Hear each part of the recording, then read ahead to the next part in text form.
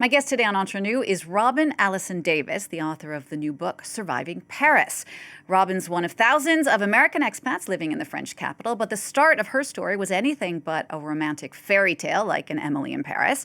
The full title of the book being released later this month is Surviving Paris, a memoir of healing in the City of Light. For not long after Robin's big move abroad, she was diagnosed with breast cancer. Robin, thanks so much for coming in on the show and telling us your story. Thank you so much for having me. So this book starts off right out with your waiting to find out this diagnosis for breast cancer. I mean, you were just in the early 30s when this happened. You had just made this big move to Paris to have this big life change. What was it that made you want to write about that time and tell your whole story?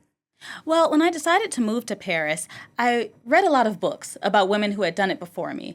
And they moved to Paris for a job or for love, or they came and they immediately met their husband and life was perfect. And maybe the biggest challenge was something at the post office. And the more I read those books, the more I didn't see anyone that I could really relate to or someone that looked like me. And after I was diagnosed with cancer, I said, well, I've never read a book about someone dealing with something so large while living in Paris. So I thought it was important for me to write this book to show people that, listen, sometimes you move abroad, it doesn't become perfect, but you can get through it, you can stay, and all will be well. Right. And there were an incredible amount of challenges. I mean, getting that kind of diagnosis, I imagine even in your own home country, is nightmarish. But when you're somewhere where you're not surrounded by people you know, people you love, I mean, what would you say were your biggest challenges in navigating, first of all, the French health system? Well, I would say for me, I just didn't understand how anything worked. And I didn't have anyone that could really explain to me on that level of how it worked. Everyone knows how it works when you have a cold or you have the flu. But when it comes to cancer, even in your home country, it's hard to understand what exactly you should be doing healthcare-wise. So it was a lot of on-the-job learning, I guess, trying to figure out where can I go, what's going to get reimbursed, what should I do next? And then after that, it was just difficult not having my community, my family. Right. And getting back to the healthcare piece, I mean, I think what surprises so many expats when they come to Paris is the first time you go to a French doctor, just that basic experience is very different than the United States. Tell me about that. It's extremely different. In the U.S., you walk in, there's a receptionist, they give you lots and lots of forms to fill out. In France, there's often no receptionist. You are in sometimes an apartment building. It just looks like you're in someone's living room. And there's no forms to fill out. And obviously the cost is something that Americans talk about a lot. The cost is very different. It's much, much lower.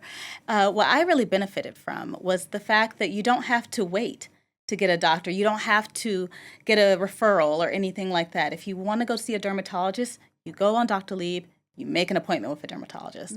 So that was something that was very different for me. And what about your actual experience with French healthcare during your cancer diagnosis and treatment? Do you have an idea of how that would have been different if you had been in the United States compared to France? Well, I've tried to talk to quite a few women who went through breast cancer in the U.S. to see what the difference was. I know for me, I had a mastectomy, a single mastectomy, and I stayed in the hospital for 5 days. In the U.S., that's an outpatient procedure.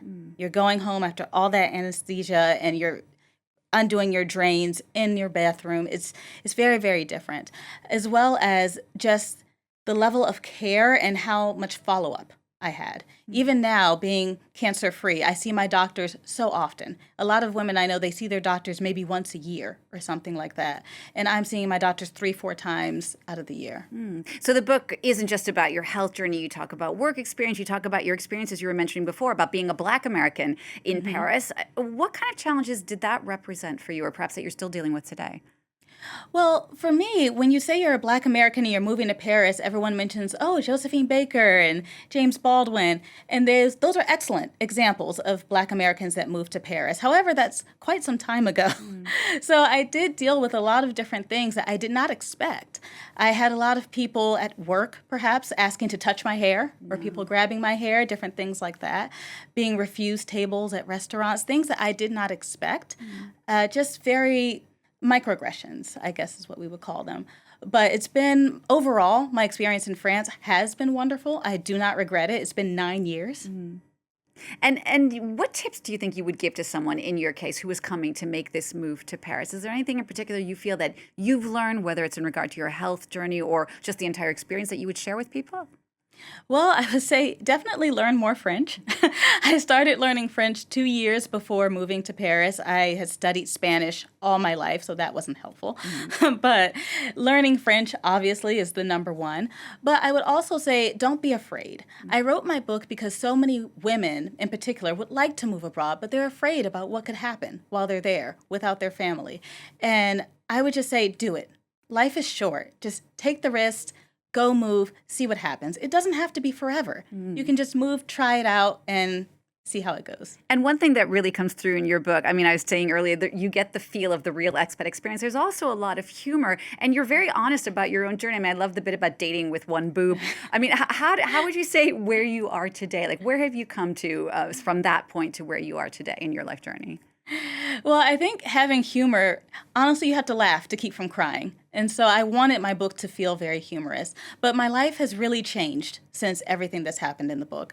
I do have an apartment that I love. I mentioned having 8 terrible apartments before. I have an apartment I love. I have a partner. I have quite a thriving community in Paris.